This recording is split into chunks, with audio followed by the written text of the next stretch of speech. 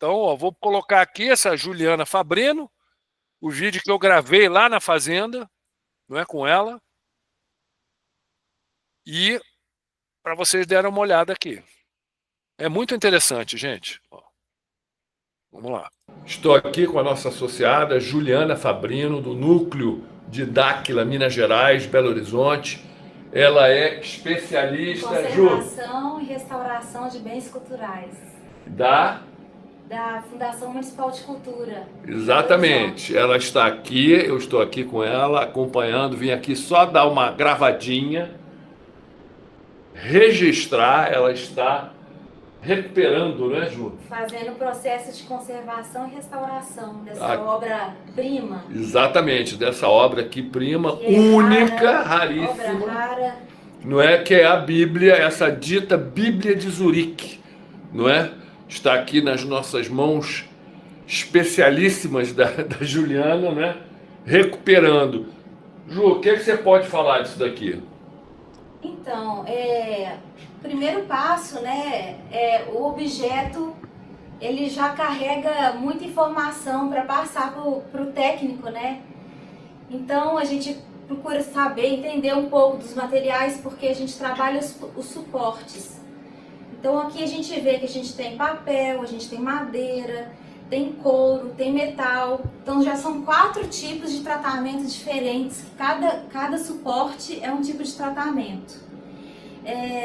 Como é uma obra muito antiga, né, de meio milênio, e ela aparentemente, realmente, parece que ela nunca tinha sido, nunca tinha tido uma intervenção anterior, porque assim, já estou aqui alguns dias, então eu já fiz o processo parcial de limpeza, né? A gente acaba usando vários tipos de pincéis. Esses aqui são alguns que eu estou usando, né?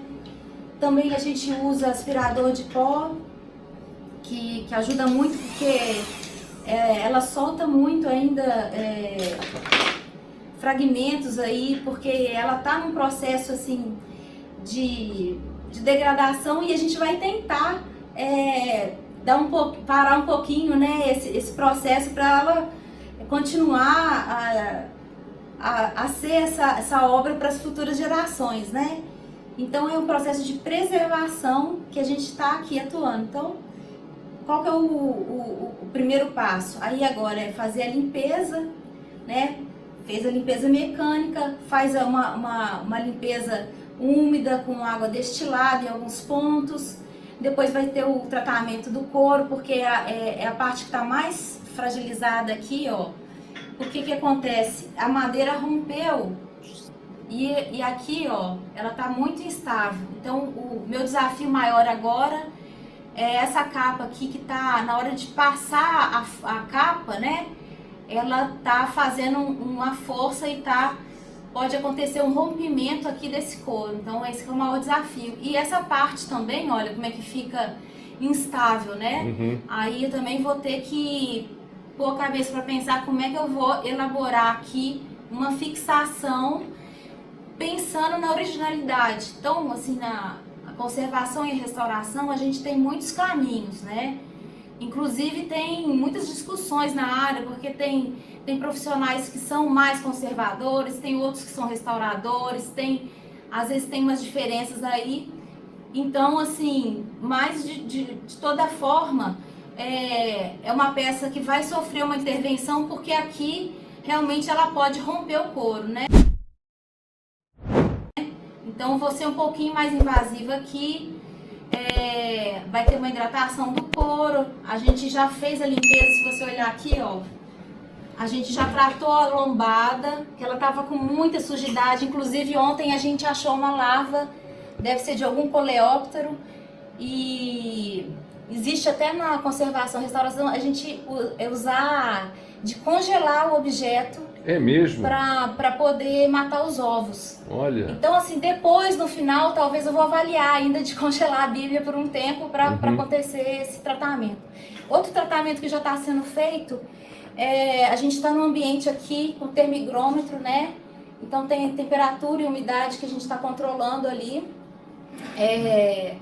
Agora choveu, a temperatura está muito alta, então assim, eu vejo que tá bem assim, é complexo no Brasil essa situação de ter um controle climático dentro de uma reserva técnica, porque é um país tropical e muitas das teorias vêm, né, lá de fora, e a gente acaba assimilando essa teoria de um país de clima temperado, por exemplo, que é bem diferente Aí tem que fazer uma adaptação aqui, a né? gente tem que perceber que o Brasil é um país tropical e a gente tem um desafio muito maior do que o pessoal que tem um clima temperado, né? Que é mais Sim. controlado e tal. Então aqui a gente tem muito ataque de fungos, ela estava com fungo esbranquiçado. Então o que eu estava falando, um tratamento aqui com ozônio, que ele já ele vai fazer um tratamento em todo o ambiente. E aí, como a Bíblia está inserida nesse ambiente, ela já está recebendo esse ozônio, que é uma oxigenação extra, né? Uhum. E que isso é bactericida e fungicida. Uhum. Então, à medida que eu vou fazendo também algumas limpezas e com um pouquinho de umidade, isso ainda potencializa a ação fungicida, né? Tem fotos do antes, sabe? Então, assim, já tá com outra cara lombada. Aqui a gente vai com calma, devagar, porque eu sou muito intuitiva para trabalhar. Eu me sinto mais restauradora do que conservadora, porque tem assim uma coisa muito da teoria e falar, assim, eu sou muito mais da prática. É como se fosse assim, um cirurgião, um médico cirurgião e um clínico, assim, de passar só a receita e tal.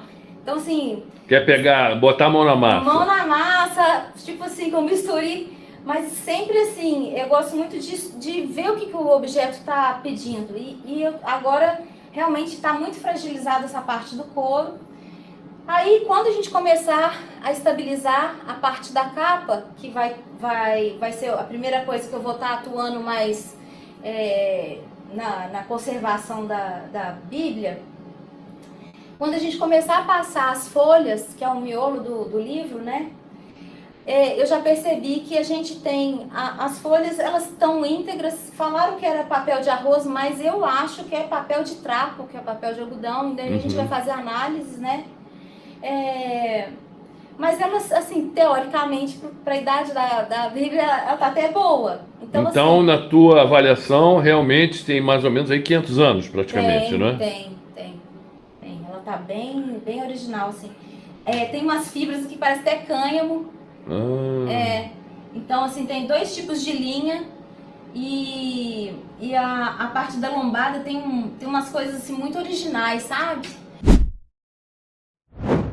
E a gente está registrando tudo, sempre o processo primeiro vem a fotografia do antes, porque isso é uma segurança, né, para o restaurador, e depois tem a foto do depois, para você ter a comparação, foi assim, ficou... Tem algumas coisas que a gente, por exemplo, eu não gostaria de ter por exemplo, a oxidação do metal. Sim. Que é esse esverdeado. Porque isso aqui é um metal amarelo, que pode ser um latão, né? E então a oxidação dele fica esverdeada. Eu acho isso muito bonito, assim. Então você tem que fazer, você tem que ver. É sempre assim, é um jogo de... São duas instâncias, tem a histórica e a estética. Então você sempre tem que estar olhando a instância histórica e a instância estética e ver ali o caminho qual que é o caminho que o objeto está pedindo, né? E então na parte de dentro, que vão ser as folhas, a gente tem papel japonês, que é um papel muito fininho, e a gente tem a cola, todo o material do restaurador, ele é reversível, ele é compatível e reversível. E tem assim também as especialidades, né? Um ateliê de restauração de papel é bem diferente de um ateliê de escultura policromada. São ateliês diferentes. Mas com ferramentas diferentes, técnicas diferentes, né? Algumas ferramentas são diferentes, né? Porque, por exemplo, tem restauração de papel que realmente desmontaria esse livro. Tem segmentos que é assim, você desmonta tudo, perde toda essa originalidade aqui dessa costura desmonta todas as folhas, elas podem levar um banho, ficarem todas branquinhas, todas, sabe? Então, assim, aí já é uma restauração mesmo. Aí depois o restaurador monta esses cadernos de novo, faz a costura, faz a capa e fica um objeto bem restaurado, assim. Para essa Bíblia, eu não vou seguir esse caminho, eu acho que eu quero manter, dentro da minha proposta, né, essas costuras que são os nervos originais, porque assim, acho que faz parte da história de contar a capa aqui, ó. Você vê as perfurações, como é que foi feita a amarração da época. Isso aqui é da época do início da Reforma, né?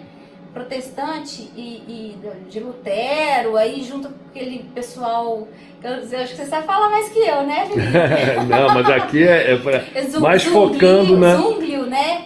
Mais focando na restauração mesmo. Mas assim, a gente não deixa, porque, por exemplo, as ilustrações da Bíblia, eu li que era xilogravura. A xilogravura é o quê? É você pegar uma prancha de madeira e você fazer o desenho esculpindo ali uma cena naquela madeira que vai virar um carimbo que você vai colocar na Bíblia. Mas eu tenho que estudar um pouco mais, porque, né, é uma coisa muito diferente para mim, estou até com a garganta seca. Mas é uma técnica de impressão muito antiga. Então, ela é tipo assim, manual mecânica, né? E a parte da ilustração, eu ainda tô para fazer uma pesquisa se foi mesmo xilogravura, porque não vejo, porque a gente usa esse microscópio aqui, que é um microscópio simples, mas ele ajuda assim a dar uma visão assim. Eu não achei nenhum, sabe, porque a madeira ela tem os veios, né? Sim. Então, eu ainda não percebi isso. Então, a gente vai fazendo essas investigações e... Tá vendo? Olha, aqui é uma lupa simples, mas você consegue já ver as fibras, ó.